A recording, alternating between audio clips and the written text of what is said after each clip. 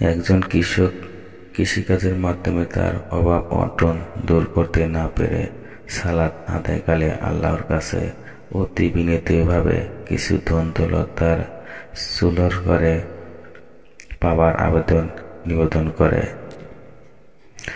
একদিন সে মাঠে চাষ করতে গেলে তার লাঙলের একটি গাছের শিকড়ের সাথে বেঁধে যায়। সে তখন লাঙল বের করার জন্য শিকড় খুঁড়তে গিয়ে একটি কলস দেখতে পায়। কলসের মুখে ঢাকনা আটকানো ছিল। ঢাকনা খুললে সে কলস ভরা ধন দৌলত দেখতে পায়। এতে সে অত্যন্ত আনন্দিত হয়।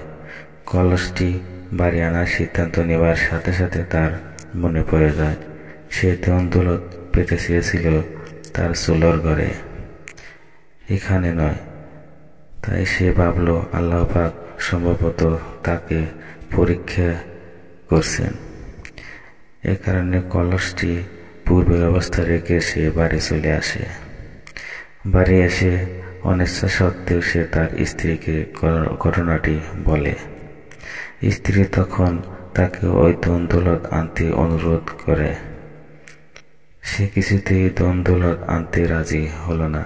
তার বিশ্বাস আল্লাহ তাকে ধন দৌলত দিলে তার চুলোর ঘরেই দিবেন বা রান্নাঘরেই দিবেন।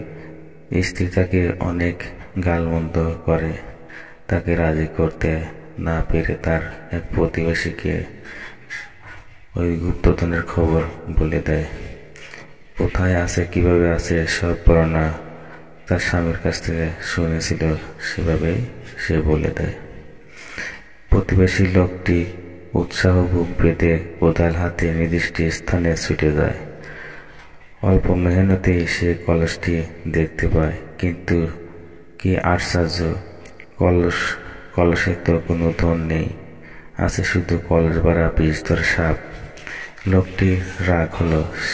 সে মনে মনে ভাবল কৃষকের স্ত্রী তাকে বিপদে ফেলার জন্য মিথ্যে কথা বলেছে।